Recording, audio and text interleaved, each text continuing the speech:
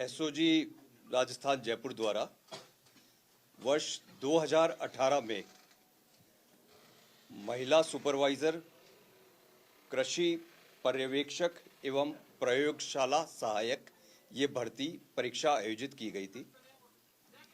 इस भर्ती परीक्षा पेन एंड पेपर मोड में की गई थी। इस भर्ती परीक्षा में ओएमआर जो शीट्स बनी थी, उन ओएमआर शीट्स का स्कैनिंग का काम कॉन्ट्रैक्ट इन तीनों भर्ती परीक्षा का राघव लिमिटेड नाम की एक कंपनी जो नई दिल्ली की कंपनी है, उस कंपनी को दिया गया था। उस भर्ती परीक्षा में विभिन्न प्रकार के अनुचित साधनों के उपयोग की शिकायतें और जानकारी मिलने पर एसओजी में अभियोग दर्ज किया गया है। उस अभियोग के अंतर्गत हमारे डीआईजी श्री परेश देशमुख व अनुसंधान अधिकारी श्री यशवंत सिंह उनके नेतृत्व में कार्यवाही करते हुए, सारे प्रोसेस की एनालिसिस करते हुए मुलजिमों को आइडेंटिफाई किया गया। राघव कंपनी के दो मुलजिम जो कि स्कैनिंग के काम के लिए यहाँ पे जयपुर आए हुए थे, उन दोनों मुलजिमों को गिरफ्तार किया गया। जिन एक का नाम विनोद और दूसरे मुलजिम का नाम शादान है। दोनों मुलजिमों की पूछताछ में हमारे पास में जो अनुसंधान टीम है वो और जो हमारे डीआईजी परेश देशमुख है, उन्होंने ये पता लगाया कि दोनों मुलजिमों ने जो पूछताछ में बताया कि इस परीक्षा में जब तक राजस्थान चयन बोर्ड है, आरएसएसबी है, उसके किसी अधिकारी का कोई इन्वॉल्वमेंट नहीं हो, तब तक यह आगे इस प्रकार का धोखाधड़ी का कार्य नहीं हो सकता था। उसके ऊपर और गहन तफ्तीश करी गई और मुलजिमों से एक हमको लिंक मिला कि एक कैंडिडेट जो है, जिसके नाम की स्लिप वहाँ के एक उच्च पदस्थ अधिकारी द्वारा इन स्कैनिंग टीम को दी गई थी। उस कड़ी के ऊपर आगे बढ़ते हुए एसओजी की टीम के द्वारा राजस्थान स्टाफ सिलेक्शन बोर्ड के टेक्निकल हेड संजय माथुर तथा प्रोग्रामर गंगवाल, विनोद गंगवाल को, प्रवीण गंगवाल को गिरफ्तार किया गया है। इन दोनों की जिम्मेदारी उस टाइम में ये थी कि ये दोनों ओएमआर जिस रूम में स्कैनिंग होते थे उस रूम में बैठते थे। इनका काम ये था कि जो कॉन्ट्रैक्ट प्राइवेट कंपनी को दे रखा है वो कंपनी सारे कार्य को सुचारू रूप से करे, पूर्णतया ईमानदारी के साथ करे, एकदम शुचिता के साथ में करे, जिससे कि किसी प्रकार की कोई गड़बड़ी न होने पाए। लेकिन इन्वेस्टिगेशन में यह पाया गया कि इन्हीं लोगों के द्वारा जिस प्रकार से खुद के जान पहचान के और खुद के लोगों को अनुचित मार्क्स दिलाने में सहायता करी गई, उससे प्रेरित होकर और इस कंपनी के जो लोग बाग हैं उन्होंने आगे जाके मार्केट में इस जो अनुचित साधन या किसी प्रकार से अनुचित तरीके से अनफेयर मींस यूज करके लोगों को पास कराने का एक गैंग होता है, उनसे कैंडिडेट को कॉन्ट्रैक्ट कराया। उसमें भारी मात्रा में राशि अर्जित करी और राशि अर्जित करने के बाद में लोगों के मार्क्स चेंज करवा दिए। रिगार्डिंग मार्क्स चेंज करने के प्रोसेस के बारे में अनुसंधान से यह सामने आया है कि ओएमआर शीट पे यदि किसी व्यक्ति के कम मार्क्स आ रहे हैं और उस व्यक्ति ने पेमेंट किया है, तो इन लोगों ने फोटोशॉप में जाके ओएमआर शीट में जो सर्कल करना होता है, उन सर्कलों में वहां पे ब्लैक कर दिया और उसको स्कैन में उससे नंबर बढ़ा दिए। इस प्रकार इन्होंने भारी संख्या में लोगों को नंबर्स बढ़वा के दिए हैं। जो हमने काफ़ी सारे नंबर्स की एनालिसिस करी है और जो हमारे पास में आई है कि जिसके -6 नंबर आने चाहिए थे एक्चुअल में, उसके 259 नंबर कर दिए। जिसके 2 नंबर आने चाहिए थे उसके 206 कर दिए। इस प्रकार से करीब 38-39 लोगों के नंबरों में काफी हद तक बदलाव आया है। इस प्रकरण में कुल 5 गिरफ्तारियां हमने करी है, जो 2 तो OMR scanning company Raghav industries के हैं वो हैं, एक जो कैंडिडेट जिसके बेसिस के ऊपर हमको पता पड़ा था कि राजस्थान स्टाफ सिलेक्शन बोर्ड के उच्च पदस्थ अधिकारी जो कि इस कार्य के लिए पूर्ण रूप से जिम्मेदार थे, उनका इन्वॉल्वमेंट, और वो कैंडिडेट को हमने अरेस्ट किया है। और प्लस संजय माथुर जो ये असिस्टेंट प्रोग्रामर कम एनालिस्ट जो हैं राजस्थान स्टाफ सिलेक्शन बोर्ड के, और प्रोग्रामर दूसरे मिस्टर गंगवार जो हैं। इसमें संजय माथुर की जिम्मेदारी दी गई थी कि वो कंप्लीट टेक्निकल तरीके से इस कार्य को करवाएं, परीक्षा का रिजल्ट यहाँ तक कि तैयार करवाना, सारा टेक्निकल वर्क आज तक भी संजय माथुरी ही करते आए हैं। एक और चीज इसमें उल्लेखनीय ये पाई गई कि इस प्रकार की जब गड़बड़ियों की शिकायत थी, उसके ऊपर राजस्थान स्टाफ सिलेक्शन बोर्ड ने जो जांच करी थी, उस जांच कमेटी में भी ये दोनों व्यक्ति सदस्य थे। सर, अब तक की जांच में कितने स्टूडेंट पाए गए हैं, ऐसे कितने अभ्यर्थी? अभी तक टोटल 38 अभ्यर्थी हमने पाए हैं। 38 के अभी तक क्लियर कट हम लोगों ने जानकारी ली है। और इनसे लेन-देन का क्या सामने आया सर? लेन देन के हमारे पास में 3 तरह के एविडेंसेस हैं। एक तो राघव इंडस्ट्रीज जो ये काम कर रही है, इसका स्कैनिंग का काम कर रही है, उसके थ्रू कुछ लोगों को पैसे लेके उनसे उनके रोल नंबर ले लिए गए और उनकी ओएमआर शीट में चेंज कर दिया। दूसरा ये हमारे पास में है कि विनोद और शारदान, इन्होंने अपने लेवल पे भी डायरेक्ट कैंडिडेट से कांटेक्ट करके उन कैंडिडेट्स के नंबर बढ़ाए। तीसरा, जो यहाँ के राजस्थान स्टाफ सिलेक्शन बोर्ड के जो 2 कर्मियों को हमने गिरफ्तार किया है, इन दोनों कर्मियों की इन्वॉल्वमेंट इसमें आया है कि इन्होंने भी, एक तो जो कैंडिडेट हमने अरेस्ट करी है और उसका डायरेक्ट लिंक आया है वो, और प्लस दूसरा गंगवार जिसको अरेस्ट किया है, उस गंगवार के अरेस्ट से भी हमारे पास में ये क्लियर जानकारी है। सर, अब तक कितने रुपए ये पैसे कमा चुके हैं, और लगभग एक मोटा अंदाजा माने एक प्रत्येक अभ्यर्थी से जिसके नंबर बढ़ा रहे थे, उसे कितने रुपए ये ले रहे थे? ये है क्लियर कट कि किस अभ्यर्थी से कितना लिया है, यह अभ्यर्थियों की जो गिरफ्तारी होगी अब सेकंड फेज में, उसकी उनकी गिरफ्तारी होगी, उसके बाद में यह कार्रवाई करेगी।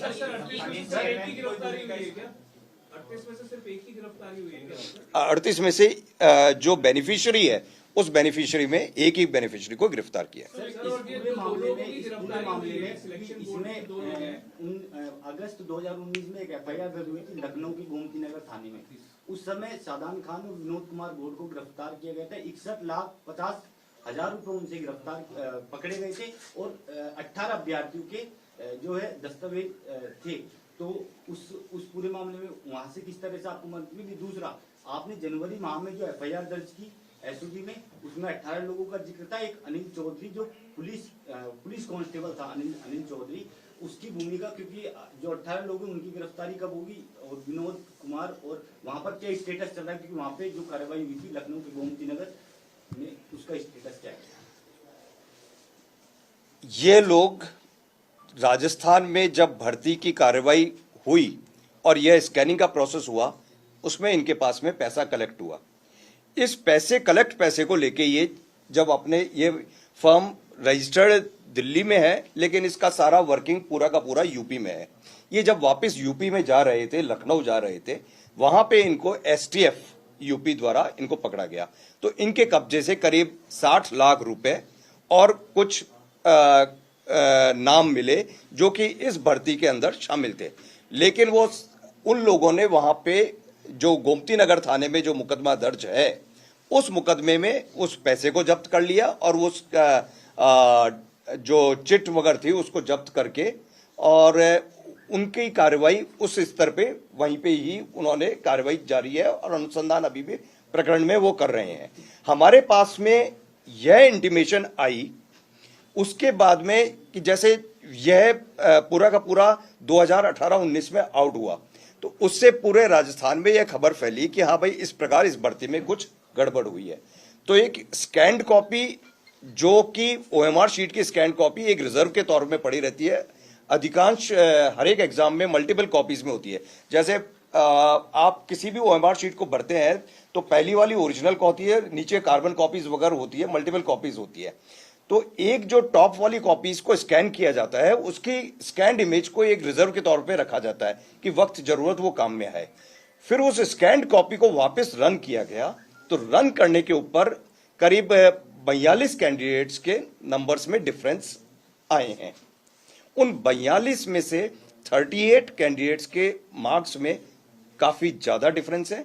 बाकी जो एक आध है वो हो सकता है कि कोई सॉफ्टवेयर त्रुटि, उसमें भी हम चेक कर लें। ये जो टेक्निकल हेड है और जो प्रोग्रामर है, ये वहाँ पे कब से पोस्टेड हैं और अब क्या अभी पिछले कब तक ये पोस्टिंग लोगों की वहाँ पे?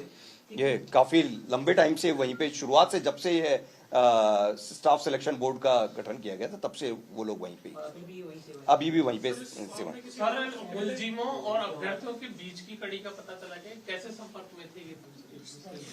मुलजिम और अभ्यर्थियों के बीच की कड़ी दो प्रकार से है।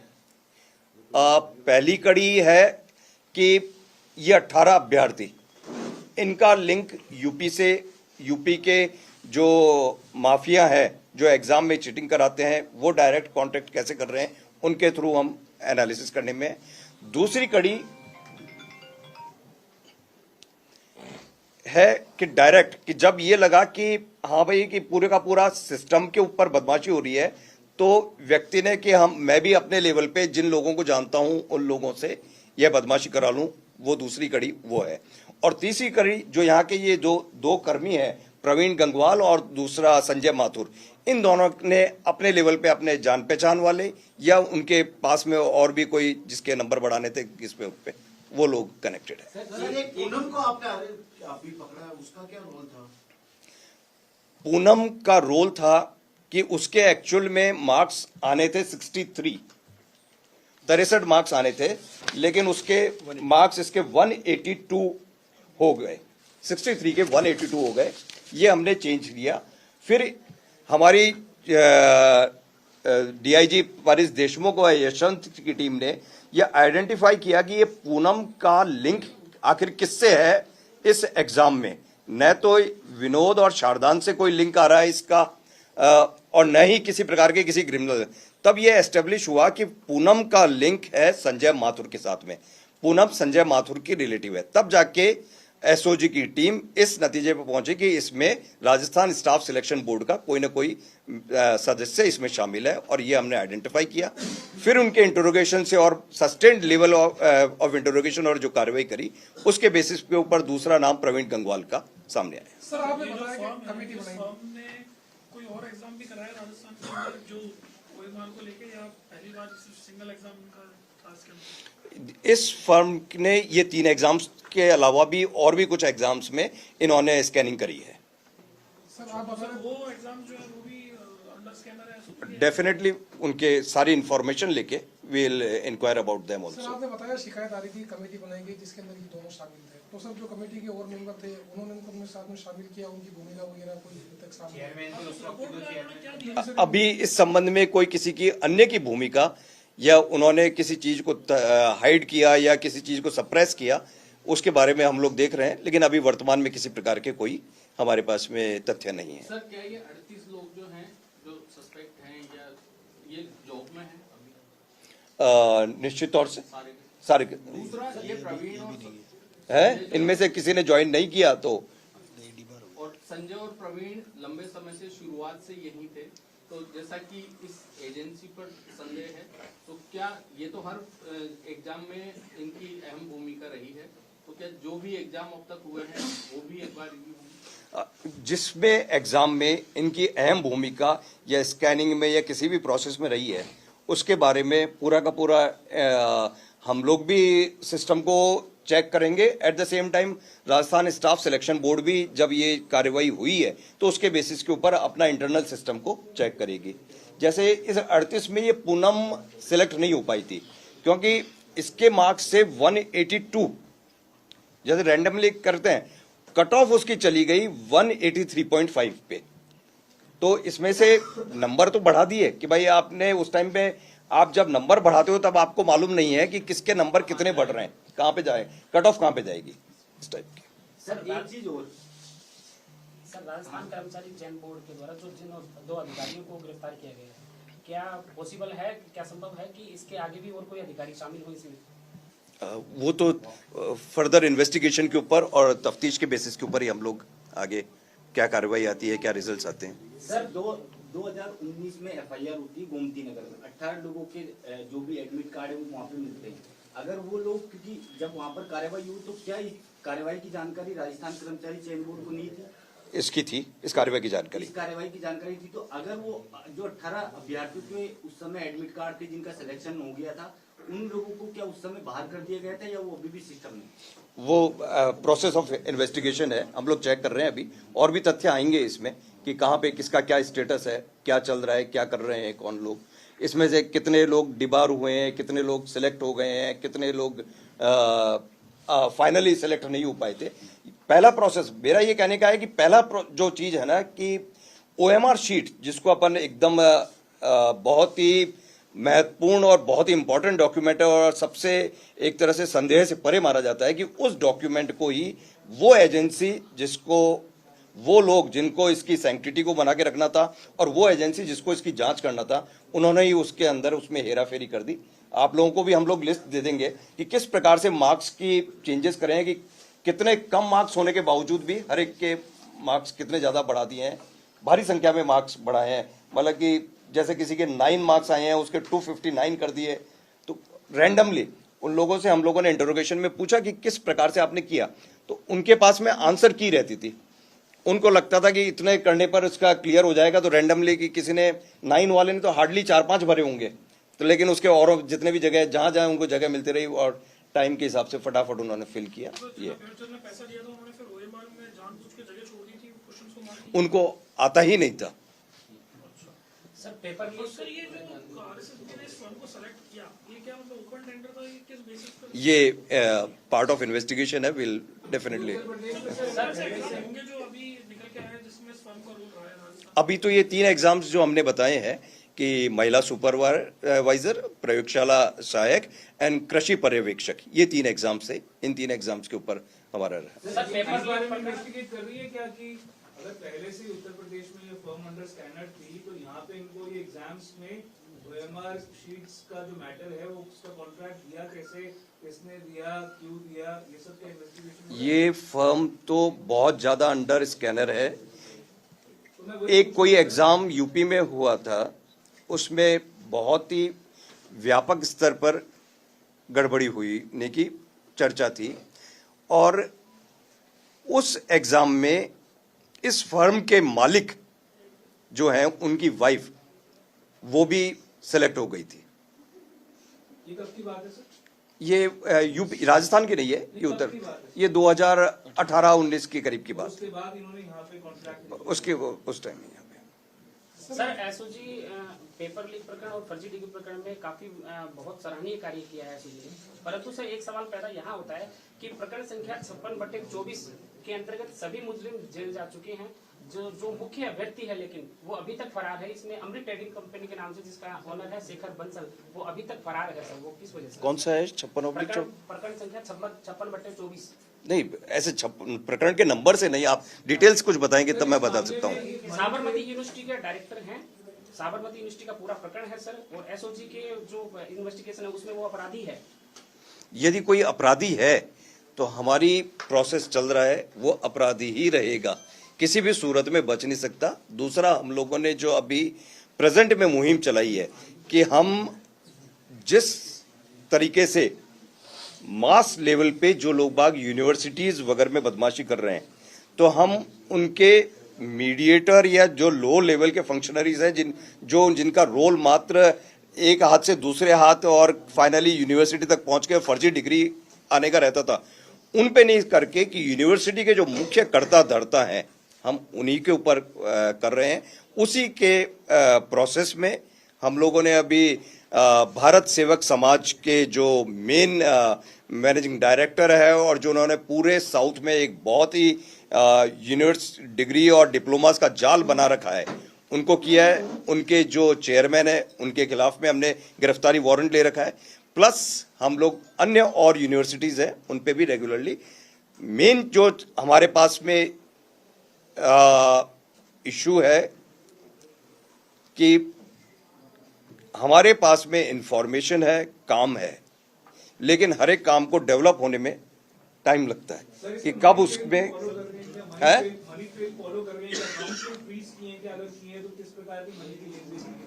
अभी ये जो मनी उस टाइम में ये 2018-19 का सारा मनी ट्रेल है, तो अभी आज की तारीख में मनी ट्रेल के बारे में हमारी एक्शन जारी है कि कोई किसी प्रकार का हुआ है, लेकिन we are yet to find out any conclusive proof about that. कई मामलों में लगातार जो है जमानतें मिल रही हैं, डिले जो इन्वेस्टिगेशन का जो प्रोसेस है वो डिलेड भी है कईयों में, तो उनको लगातार जमानत मिल रही है कि इनको 3 साल की सजा होती, 2 साल हो चुके हैं, इस तरह की जो बातें जो चल रही हैं, तो इन पे आपका क्या कहना है?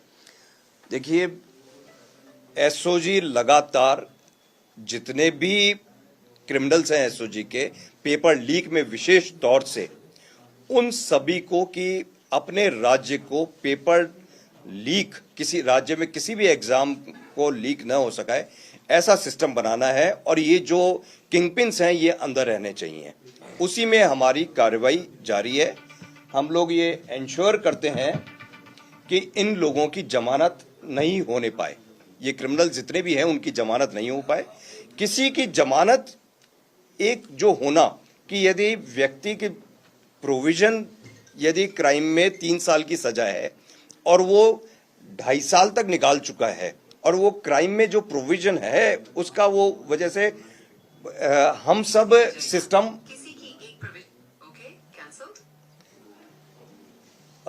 हम सब लोग एक सिस्टम और बीएनएसएस और एविडेंस एक्ट के अंतर्गत कार्य करते हैं, तो उससे बियॉन्ड नहीं जा सकते हैं। लेकिन ये मैं आपको इंश्योर करूं कि हम सब लोग, हमारी पूरी टीम जो एसओजी की है, जो हम लोग पूरे टाइम लगे हुए हैं, हमारा यही एंडिएवर है कि किसी भी तरह से ये जितने भी टॉप लेवल के क्रिमिनल हैं, ये क्रिमिनल्स के खिलाफ में कार्रवाई होनी चाहिए। इन्होंने क्या क्या बदमाशियां करी है उसके बारे में आइडेंटिफाई हो जाना चाहिए, और उन सब के कारण अपने प्रदेश को एक एब्सोल्युटली फ्री फ्रॉम एग्जाम्स में जो कोई भी मिसचीफ होती है, किसी भी प्रकार की अनफेयर प्रैक्टिसेस है, उससे दूर रखें। हमारे जो डीजी स्पेशल ऑपरेशंस है श्री आनंद श्रीवास्तव, उनका भी इस संबंध में क्लियर डायरेक्शन यही है कि किसी भी प्रकार से जो टॉप लेवल के क्रिमिनल्स हैं उनका पीछा नहीं छूटना चाहिए, उनके पीछे लगातार एसओजी कंटिन्यूअसली कार्य करती रहनी चाहिए, जिससे कि वो क्रिमिनल्स पूरे राजस्थान का जिन्होंने एक तरह से सारे पेपर्स में बदमाशी करना शुरू कर दी थी, वो काबू में पूर्णतः आए। सर, जे शिकोवात पर राजस्थान एसओजी ने कार्रवाई की, उसके बाद उत्तर प्रदेश सरकार ने जांच बैठाई, उसकी मान्यता है वो समाप्त कर दी कैबिनेट की बैठक में। राजस्थान में ओपीजीएस यूनिवर्सिटी चूरू जो पीटीआई भर्ती 2018 में फर्जीवाड़ा किया, 2022 में फर्जीवाड़ा किया और कितने लोगों की सरकारी नौकरी लगा दी, और शायद उसकी बिल्डिंग भी अवैध है, और जिस तरह से वो यूनिवर्सिटी चल रही उस पर इस तरह की कार्रवाई के लिए मतलब आपने क्या लिखा है क्या सरकार को कि इस तरह की कार्रवाई हो? मैं देखिए इसमें आपको बताता हूं कि जो कार्रवाई होती है यूनिवर्सिटी के खिलाफ में, हर एक यूनिवर्सिटी का एक एक्ट होता है, उस एक्ट के अंतर्गत कार्रवाई होती है। राजस्थान के एक्ट में प्रोविजन था कि पहले उसका एक एडमिनिस्ट्रेटर बनाया जाता, एडमिनिस्ट्रेटर बना के एसओजी ने गवर्नमेंट को लिखा, गवर्नमेंट ने एडमिनिस्ट्रेटर बनाया, एडमिनिस्ट्रेटर ने यूनिवर्सिटी के कार्यप्रणाली की जांच करी, और कार्यप्रणाली की जांच करने के बाद उन्होंने पाया कि इसके कार्यप्रणाली फेयर नहीं है और इस पे रोक लगनी चाहिए। राज्य सरकार ने रोक लगा दी, लेकिन उसके बाद में यूनिवर्सिटी ने हाईकोर्ट से जाके अपने लिए कुछ रिलीफ ले रखी है। हम लोग और हमारे जो लीगल एक्सपर्ट्स हैं, we are trying to understand कि क्या चीज़ है। हमारा यही रहेगा कि किसी भी सूरत में वो यूनिवर्सिटी या ऐसी कोई भी यूनिवर्सिटी जो सिर्फ फेक डिग्री देने का काम करती है, जिस यूनिवर्सिटी में मात्र चपरासी से लेके वाइस चांसलर तक 29 कर्मचारी हों और वो 75,000 डिग्री दे दे, तो यह एक निश्चित तौर से अपन सब लोगों के लिए विचारणीय बिंदु है और अपन सब लोगों को उसमें कार्रवाई करनी चाहिए। ऐसे जितने भी कॉलेजेस हैं जो भी हमारे पास में इंफॉर्मेशन आएगी उसमें कार्रवाई सर आखिरी सवाल, अभी हाल ही में सर एक 2 मुकदमे दर्ज किए गए 38 कांस्टेबल भर्ती प्रतीक्षा को लेकर, सर किस तरीके से कार्रवाई की गई और क्या कुछ साक्ष्य एसओजी को मिले थे जिसके बाद 2 मुकदमे अलग अलग दर्ज किए गए? राज्य सरकार द्वारा पिछले 5 वर्षों में जितनी भी भर्तियां हुई है उन सभी को चेक करने के निर्देश सभी डिपार्टमेंट्स को दिए थे। तो उसी क्रम में पुलिस डिपार्टमेंट के एसपी जालौर ने अपने वहां की भर्तियों को देखा।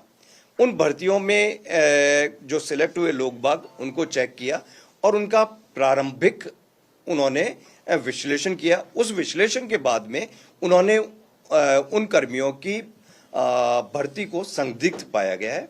उस रिपोर्ट के ऊपर हमने मुकदमा दर्ज किया है। हमारे यहाँ पे इन्वेस्टिगेशन किया जाएगा। इन्वेस्टिगेशन में जो लोग गलत पाए जाएंगे, गड़बड़ पाए जाएंगे या किसी प्रकार का उनका अनफेयर मींस यूज करने का उनका कोई आएगा, उनके खिलाफ में कार्रवाई करी जाएगी। यह पुलिस डिपार्टमेंट नहीं, उसके अलावा दूसरे डिपार्टमेंट जैसे पीडब्ल्यूडी में से भी हमारे पास में जेईएन्स के बारे में रिपोर्ट आई है कि ये जेईएन्स की जो उनके पास में संदिग्ध लगता है, हम उनका एनालिसिस कर रहे हैं। हमने एफआईआर भी अभी रिसेंटली दर्ज करी है। उस एफआईआर के ऊपर भी हम अग्रिम कार्रवाई कर रहे हैं कि यदि कोई जेईएन गलत डिग्री के साथ में या ऐसी जगह से डिग्री लेके आ रखा है कि जहां पे इंजीनियरिंग का कोई कोर्स ही नहीं कराया जाता, तो वो कैसे जेईएन बना हुआ है आपका?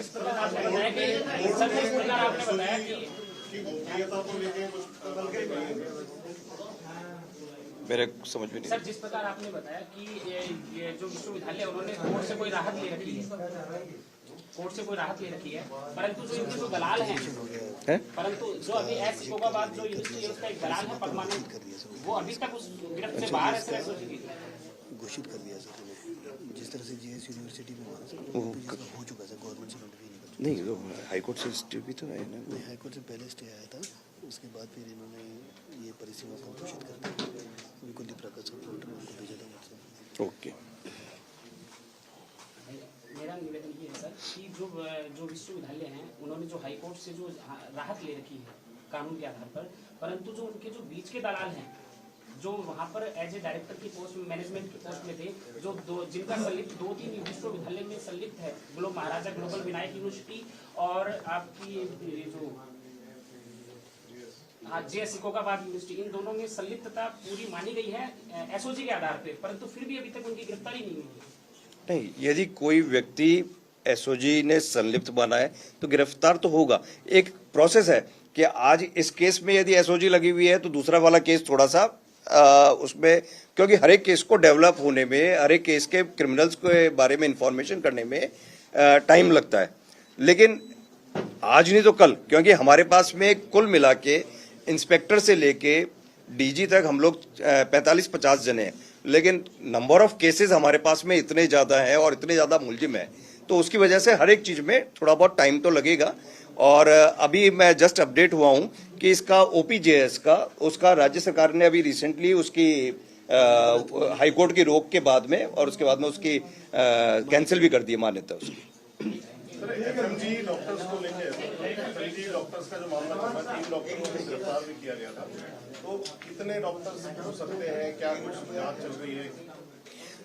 उसमें हमारी जांच, ट्रेल का पता लगा, उसमें जांच, एक आदमी जो है उसी ने उनको दिलवाई थी, मतलब 3 में से एक ऊपर के लेवल का था। उसी में हमारी जांच जारी है।